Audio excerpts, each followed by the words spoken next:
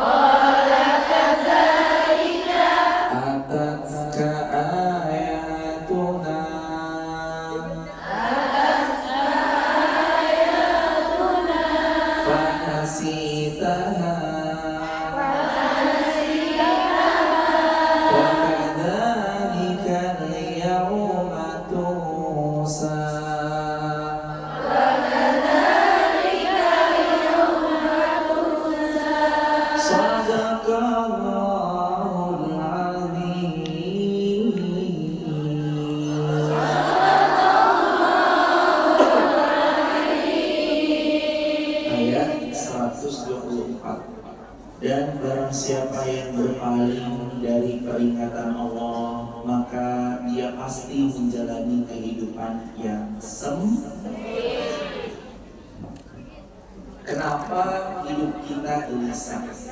Salah satu jawaban kenapa kok hati gelisah, hidup gak tenang, kayak kerusuh.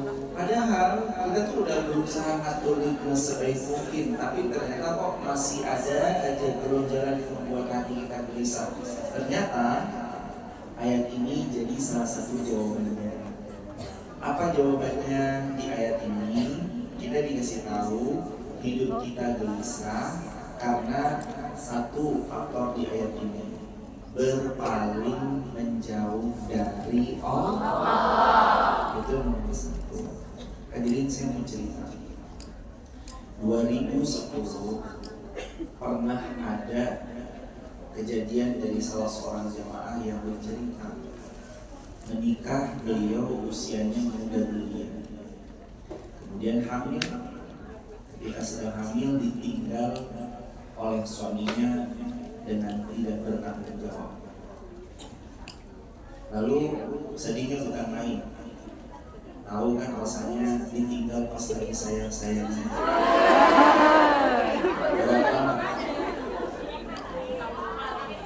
Beliau ngedrop, beliau terpuruk, beliau terjatuh, dan bahkan beliau tuh nggak mau ketemu sama orang karena malu. Saya baru nikah, pernikahan usianya sumur jatuh, kondisi sedang hamil, lalu laki-lakinya tidak bertanggung jawab. Ngedrop, mentalnya down, benar-benar down sekali. Dan untuk seorang perempuan ada di kondisi itu gak mudah sama sekali. Yang dia lakukan dan dia hanya tahu cuma satu, Waktu itu dia hanya mengingat dan mengulang-ulang ayat yang bunyi ayatnya fa inna ma'al usri yusra. Sekarang episode saya lagi episode usri. Usri itu episode gak enak, episode susah, episode sedih, episode ditinggal pas lagi sayang-sayangnya. Itu tuh episode usri. Yang beliau lakukan, beliau nggak meratapi terus sama suaminya yang pergi tanpa mau bertanggung jawab. Beliau fokus kepada diri beliau. Beliau di rumah sebulan berlalu, 2 bulan berlalu, tapi beliau sambil melihat beberapa potongan-potongan ceramah, beliau jadikan bahan untuk belajar. Nonton YouTube, jadikan bahan untuk belajar. Jadi beliau belajar tuh lewat YouTube, lewat sosmed, lewat sosial media, beliau belajar aja. Sampai setelah setahun lebih beliau memberanikan diri untuk keluar bertemu sama orang setelah beliau melahirkan. Anaknya masih kecil. Beliau berani ketemu orang, saling bertegur sapa. Sampai pada akhirnya beliau mulai rajin rutin hadir ke majelis ilmu, ke kajian-kajian. 2011 berlalu, 2012 berlalu, laki-laki itu udah nggak ada kabarnya, nggak kelihatan mana batang hidungnya. Yang jelas beliau fokus memperbaiki diri. Ya Allah, saya yakin di balik yang sulit, Engkau mau kasih hadiah yang mulia. Kata beliau gitu. 2012 pun berlalu, 2013 berlalu, 2014 jadi titik tolak baliknya kehidupannya seorang hamba yang dulu disia-sia dan dicampakkan sama laki-laki yang gak bertanggung jawab. 2014 dia menikah sama salah satu pemilik travel haji umroh yang sudah besar luar biasa, dan beliau menikah dengan ownernya. Setiap tahun beliau berangkat haji, setiap waktu kapan beliau umroh, beliau mau umroh. Dan kalau sebelumnya disampaikan sama laki-laki yang salah, setelah itu Allah ganti dengan laki-laki yang memuliakan beliau. Jadi semua perempuan spesial di mata Allah. Kadang-kadang kalau ketemu laki-laki yang salah, dicampakkan seperti hal yang enggak ada harganya. Tapi kapan ketemu laki-laki yang tepat, dimuliakan sama Allah Subhanahu wa taala. Dan itu terjadi sama hidupnya beliau. 3 tahun masa terpuruk Allah ganti dengan masa kemuliaan yang luar biasa. Fa inna ma'al usri yusra. Siapa di sini yang hidupnya gak pernah usri? Coba katakan. Gak ada. Siapa hidup di sini yang gak pernah punya masalah? Ada? Kalau yang punya masalah angkat tangan. Semuanya. Sama. Yang bicara juga angkat tangan. Yang bicara juga gak lepas dari masalah. Kita semua sedang berjuang dengan ujiannya masing-masing. Bertahanlah karena di sebalik ujian pasti ada rahmat. Status hari Ahad. Status hari ini ya. Siap? Buat WA story. Biar WA story kita enggak Masya Allah. Siapkan filter yang paling putih.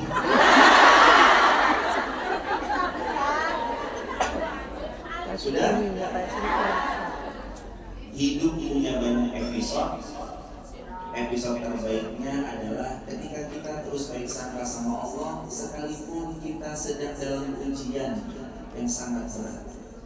Karena setiap episode pasti akan berlalu menuju episode selanjutnya. Hari ini episode kita lagi susah, besok bahagia. Episode kita lagi sedih, besok pasti gembira. Dan kalau hari ini hidup kita sedang tidak baik-baik saja, itu tandanya semakin dekat dengan kabar bahagianya. Amin.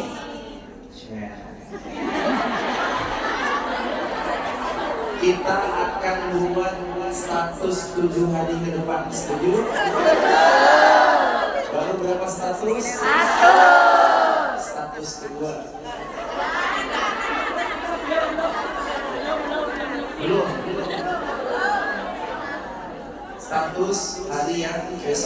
besok? Ini sudah. Masing-masing kita itu diuji dengan ujiannya masing-masing. Jangan pernah buruk sangka kepada Allah, karena Allah tidak pernah memberi ujian kecuali sesuai dengan batas kemampuan. La yukallifullahu nafsan illa wus'aha. Setiap ujian itu pasti karena kita mampu dan yakin dengan ujian itu kita akan jadi hamba yang lebih kuat, hamba yang lebih hebat.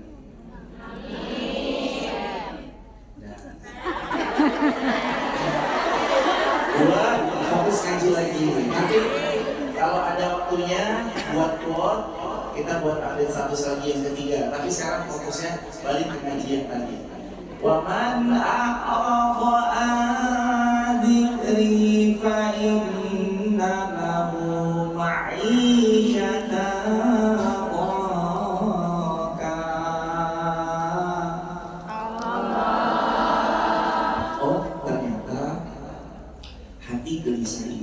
salah satunya kalau kita jauh dari Allah, yang kedua kalau kita terus meratapi masalah. Perempuan ini dia sedih, beliau sakit, gimana nggak sakit? Ditinggal pas lagi sayang-sayangnya, ditinggal ketika sedang dalam keadaan hamil dan lahir anaknya, beliau berjuang sendirian, nggak ada suami di sebelahnya. Tapi beliau nggak terus terpuruk meratap sama kondisi itu. Beliau melihat Allahnya Maha Baik. Yang beliau lihat Allahnya. Kenapa hati kita sempit? Yang pertama jauh dari Allah, yang kedua kadang kita itu meratapi masalahnya. Jamaah coba deh, kalau jamaah lihat, saya minta jamaah cari mobil warna merah di luar sana. Nanti mata kita tuh fokusnya melihat yang warna merah. Jangan coba cari mobil warna hitam, nanti mata kita fokusnya cuma melihat mobil yang warnanya hitam. Jangan coba cari yang warnanya putih, nanti mata kita lagi-lagi fokusnya cuma melihat kepada warnanya putih. Tapi coba deh, kalau kita mau melihat kepada masalah ada, kita itu kayak gitu. Kita fokusnya melihat masalah, yang dilihat itu masalah terus. Padahal sebenarnya nggak semuanya masalah. Di balik itu ada rahmat, ada kebahagiaan, ada kebaikan. Tapi kadang mata kita tuh tertutup sama masalah kita sendiri. Makanya kalau pas lagi dapat masalah, nanti kita ketemu rumusnya 3B. Hati gelisah karena banyak masalah, jauh dari Allah. Rumusnya nanti 3B. B yang pertama berserah. B yang pertama apa? Berserah. Kalau ada dua ibu, yang satu Tini, yang satu Tina. Saya orang. Ibu Tini dan Ibu Tina bawa dua koper. Tini, ada yang namanya Ibu Tini di sini? Ini Tina. Oh iya. Polisi namanya sebentar. Kak Tini bawa koper 50 kg. Kak Tina bawa koper 100 kg. Di bawah, dari bawah mau dibawa naik ke atas. Antara Tini sama Tina, siapa yang akan lebih berat memikul koper kalau dia angkat sendirian? Tini atau Tina? Tina. Tina karena 100. Tapi kalau ceritanya dilanjutkan, Tini bawa 50 kg koper sendirian. Tina meminta sama kuli panggul, dia bayar $10, minta dipanggulkan naik ke atas. Dia serahkan kopernya ke kuli panggul. Kalau dilanjutkan cerita kayak gitu, mana yang lebih ringan, Tini atau Tina? Bahkan Tina udah nyerahin semua, dia nggak capek sama sekali karena dia serahin sama orang. Dia serahin sama kuli panggul. Bayangin hadirin, kalau kita punya beban, kita serahin sama seseorang, hidup kita lebih terasa ringan. Itu baru manusia loh yang bawa. Gimana kalau hidup dan beban kita serahkan kepada Allah? Apa nggak tambah mudah hidupnya kita? Selama ini kan kita nggak plong karena mungkin kita masih mikir sendiri, betul? Masih nangis sendiri, betul? Mau temen curhat, begitu curhat bilangnya ini rahasia ya, ternyata jadi rahasia umum, betul? Kita bilang, tapi ini rahasia ya. Dia cerita lagi ke temennya, tapi ini rahasia ya. Bilang ke orang ketiga, tapi ini rahasia. Dari satu cerita menuju banyak cerita. Dan kadang-kadang manusia gitu. Manusia dititipi uang biasanya kurang, tapi kalau dititipi cerita atau omongan biasanya. Dari sini cuma mentimun sama cabai, sampai orang ke-10 jadi rujak. Wa man a'rada dzikri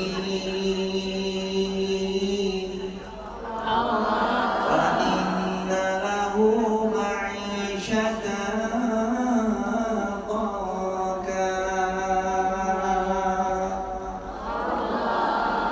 Pantes sempitnya karena ternyata kita belum B yang pertama, berserah, belajar berserah.